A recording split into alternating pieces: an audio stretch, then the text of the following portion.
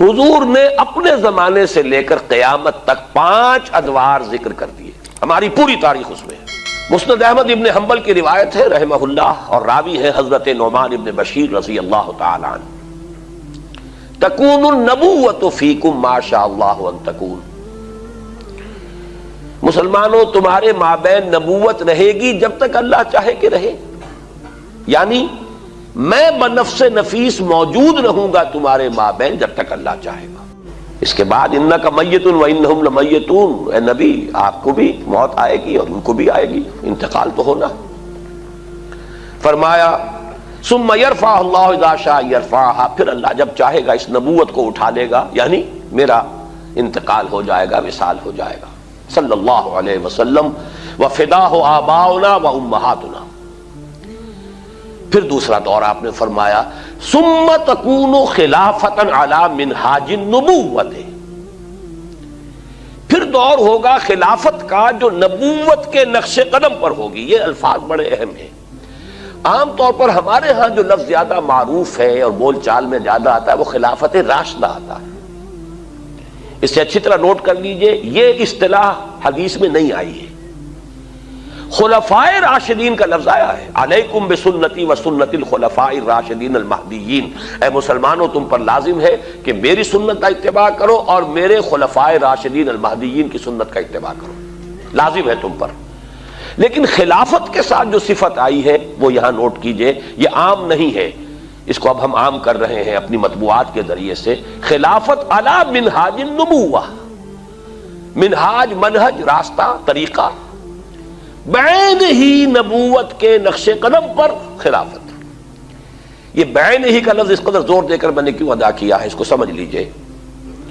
خلافت راشدہ میں وہ نظام جو محمد عربی صلی اللہ علیہ وسلم نے بنفس نفیس قائم کیا، بعین ہی بتمام ہی بکمال ہی جوں کا تو قائم رہا ہے۔ اس میں ایک مثال آپ کو دے دیتا ہوں کہ جب حضرت ابو بکر رضی اللہ تعالیٰ عنہ کے عہد خلافت میں مانعین زکوٰۃ کا فتنہ اٹھا، حضرت عمر جیسے شخص نے بھی رضی اللہ تعالیٰ عنہ مصلحت اندیشی کا مشورہ دیا کہ حالات کو دیکھیے، 2 محاذ پہلے کھلے ہوئے ہیں، آپ نے جیش اسامہ بھی بھیج دیا، اس لیے کہ حضور نے تیار کیا تھا۔ حضرت ابو بکر نے فرمایا کیسے ممکن ہے جو جیش اور جس کا علم دیا ہو حضور نے اپنے دستے مبارک سے، میں اسے روک دوں؟ پھر جو جھوٹی نبوتوں کے دعوے دار کھڑے ہو گئے ان سے تو ہمیں لڑنا ہی ہے، ہر صورت لڑنا ہے، ان کا کفر تو بالکل واضح ہے، ازر من الشمس ہے۔ تو 2 محاذ کھلے ہوئے ہیں، مسلمانوں کے دل زخمی ہے، مورال جو ہے پست ہے حضور کے انتقال کی وجہ سے۔ اب تیسرا محاذ نہ کھولیے، رعایت کیجئے، انہوں نے اسلام کا انکار نہیں کیا، کسی جھوٹی نبوت کا اقرار نہیں کیا، نماز کو بھی مان رہے ہیں، زکوٰۃ میں بھی یہ نہیں کہہ رہے کہ زکوٰۃ نہیں دیں گے، صرف یہ کہہ رہے ہیں کہ ہم حکومت کو نہیں دیں گے، اپنے طور پر دیں گے، خرچ کریں گے۔ تو ذرا لینینسی برتیے، مصلحت کو دیکھیے، تیسرا محاذ نہ کھولیے۔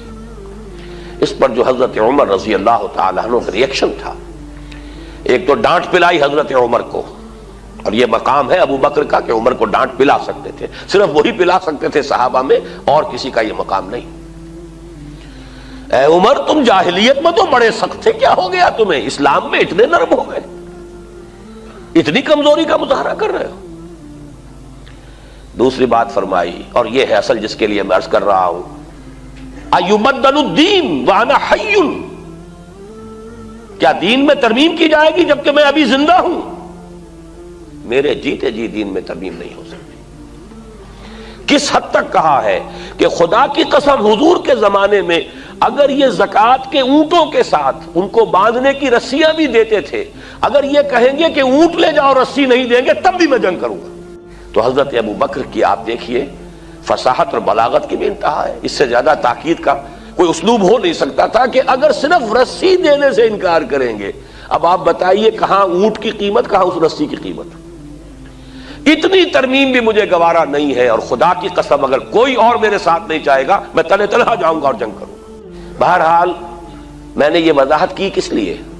کہ خلافت علی منہاج النبوہ، جو کا تو خلافت کا نظام ہے کہ جو قائم رہا، جسے ہم عرف عام میں خلافت راشدہ کہتے ہیں، حدیث کی اصطلاح میں خلافہ علی منہاج النبوہ، یہ نظام دوسرا تھا۔ حضور نے فرمایا یہ بھی رہے گا جب تک اللہ چاہے گا، پھر یہ بھی ختم ہو جائے گا۔ ثم یرفع اللہ اذا شاء یرفع، پھر اسے بھی اللہ اٹھا لے گا۔ اس کے بعد آیا تیسرا دور۔ حضور کے الفاظ کیا ہے؟ ثم تکون ملکا عاضا، پھر ایک دور آئے گا ملوکیت کا، اور اس کا وصف ہوگا کاٹ کھانے والی ملوکیت۔ عض یعض یوم یعض الظالم علی یدیہ، قیامت کے دن جو ہے ظالم اور کافر جو ہے اپنی مایوسی میں حسرت کے ساتھ اپنے ہاتھوں کو کاٹ رہے ہوں گے، ہائے ہماری شامت، ہم کس راستے پر چلتے رہے کہ آج اس انجام سے دو چار ہونا پڑا۔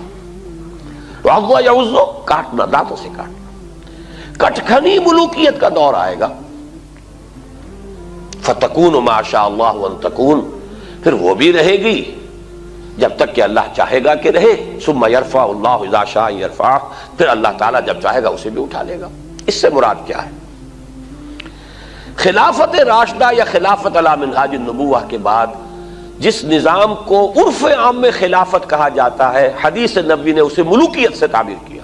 خلافت تو ایک معنی میں ہم اس کو کہہ سکتے ہیں، یہ بھی میں کل اس نقطے پہ مزید گفتگو کروں گا جب خلافت کی حقیقت، اس کے شرائط بیان کروں گا، اس لیے کہ کتاب و سنت کی ٹوٹل بالادستی وہاں موجود تھی۔ خلافت بنو امیہ میں بھی تھی، خلافت بنو عباس میں بھی تھی، خلافت عثمانیہ میں بھی رہی ہے، لیکن یہ ہے کہ وہ نظام جو ہے، دولت کی تقسیم کا نظام بدل گیا، اور یہ در حقیقت ملوکیت یوں سمجھیے کہ دور بنو امیہ جو ہے 90 برس ہیں اس کے، یہ ٹرانزیشن کا ایک پیریڈ ہے، عبوری دور ہے۔ خلافت علی منہاج النبوہ سے ملوکیت تک پہنچتے پہنچتے ایک دن میں تو بات نہیں ہو گئی تھی نا۔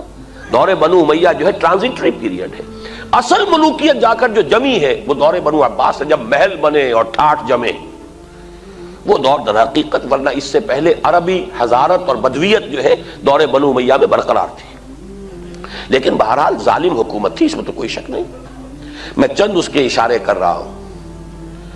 جو کچھ ہوا حسین ابن علی رضی اللہ تعالی عنہما کے ساتھ کربلا میں، اور یہ تو چونکہ ان کا ذکر جو ہے بہت زیادہ ہوتا ہے، ہر سال جو ہے خاص اہتمام سے ہوتا ہے، اس لیے بچہ واقف ہے۔ وہی کچھ ہوا حضرت عبداللہ ابن زبیر کے ساتھ مکہ مکرمہ میں، عین مکہ مکرمہ میں ذبح کیے گئے ہیں، حرمت حرم مکی کو بٹا لگا ہے۔ پھر واقعہ ہررا ہوا ہے، 3 دن تک مدینے کو لوٹ مار کیا گیا، اور مدینے کے اندر خواتین کی بے حرمتی ہوئی، واقعہ ہررا۔ حرم نبوی جو ہے اس کی بے حرمتی ہوئی۔ پھر حجاج ابن یوسف کے ہاتھوں سینکڑوں تابعی شہید کیے گئے۔ تو تاریخ کے حقائق ہیں، اور میرے لیے اس سے بھی کہیں زیادہ دردناک اور تاریخ کے اعتبار سے کہیں زیادہ فیصلہ کن ظلم جو تھا، محمد ابن قاسم کو بلا کر شہید کر دیا۔ وہ نوجوان، ٹین ایجر نوجوان جو آیا تھا، فاتح تھا، اور اتنا نیک، اتنا پارسا، ہندوؤں نے اپنے ذہن کے مطابق اسے اوتار کا درجہ دیا۔ وہ تو اپنے ذہن سے سوچیں گے نا، مورتیاں بنا کر مندروں میں رکھ دی گئیں جن کو پوجا جا رہا تھا۔ ایسا نیک، اتنا صالح، اتنا پارسا، ایسا متقی، ایسا عادل حکمران، اگر کہیں انہیں موقع مل گیا ہوتا تو اسی وقت ہندوستان پورا فتح ہو جاتا۔ لیکن ملوکیت کو سب سے بڑا خطرہ لاحق ہو جاتا ہے۔ اگر کوئی شخص اتنا پاپولر ہو گیا تو ہمیں خطرہ ہے، ہمارے اقتدار کو خطرہ ہے۔ وہاں تو سوچنے کا انداز یہ ہوگا، کیا جرم تھا محمد ابن قاسم کا؟ تاریخ خاموش ہے، بے گناہ بلایا گیا، شہید کر دیا۔ یہی ہوا بعینہ ہی موسیٰ ابن نصیر کے ساتھ رحمت اللہ علیہ، جس نے کہ شمالی افریقہ کا اکثر و بیشتر حصہ فتح کیا تھا، اور اس کے ایک ادنا کمانڈر تھے طارق ابن زیاد، طارق جو بر کنارہ اندلس سفینہ سوخت، جس نے پورا جو ہے آئیبیرین پیننسولا فتح کیا ہے۔ موسیٰ ابن نصیر کو بھی بلا کر جان بخشی کر دی گئی، بوڑھے تھے بہت، ورنہ یہ کہ اتنا ذلیل کیا گیا ہے، تیز دھوپ میں کھڑا رکھا گیا ہے، بے ہوش ہو کر نیچے گرے۔ خطرہ دونوں سے ایک ہی بات کا تھا کہ ہماری بادشاہت کو ان افراد کی یہ پاپولیرٹی جو ہے اس سے خطرہ لاحق ہو گیا۔ یہ ہے وہ، ابھی تو یہ دور میں ابھی بنو امیہ کی بات کر رہا ہوں ساری، پھر جو بھی ٹھاٹھ جمے ہیں اور جو عیش ہوئے ہیں، اور کوہ قاف کا سارا نسوانی حسن جو ہے جو بغداد کے محلوں میں آیا ہے، پھر رقص و سرود جو بھی ہوا ہے، سب کچھ سب کو معلوم ہے۔ الف لیلہ جو ہے بغداد کی 1000 راتیں جو ہے، یہ ساری کی ساری داستانیں ذہن میں رکھ لیجئے۔ یہ ہے بہرحال تیسرا دور۔ چوتھا دور آپ نے فرمایا ثم تکون ملکا جبریا،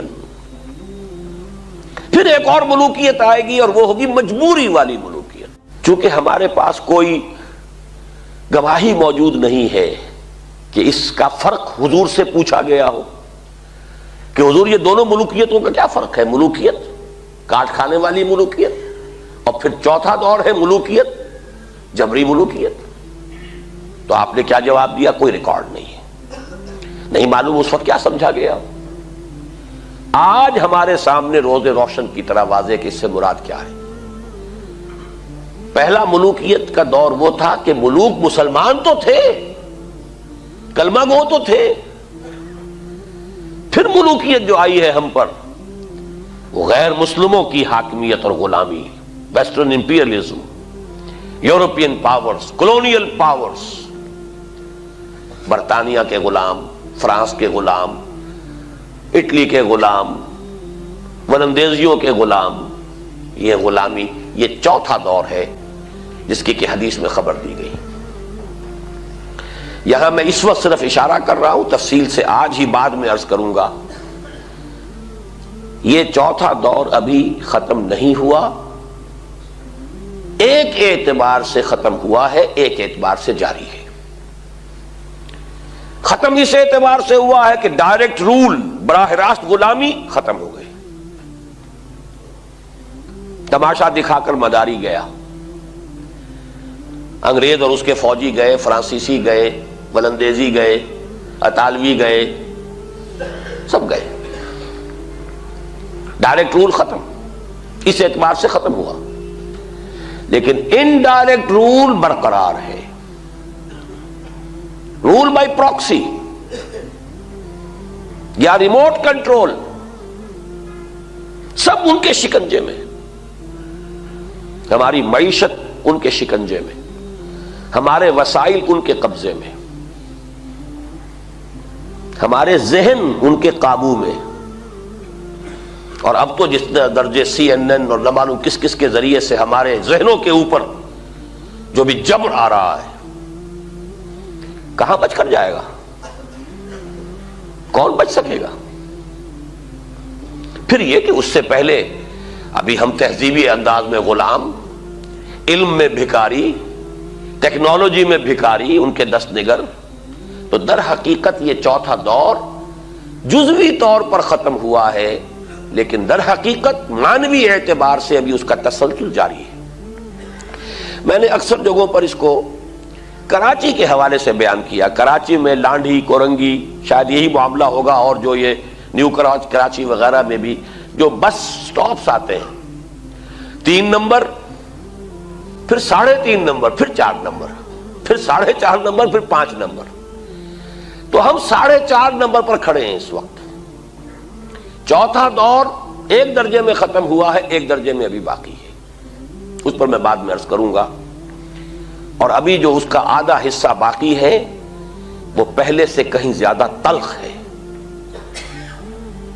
اس کے شدائد اور مصائب پہلے سے کہیں بڑھ کر ہوں گے، لیکن وہ میری گفتگو میں بعد میں آئے گی بات۔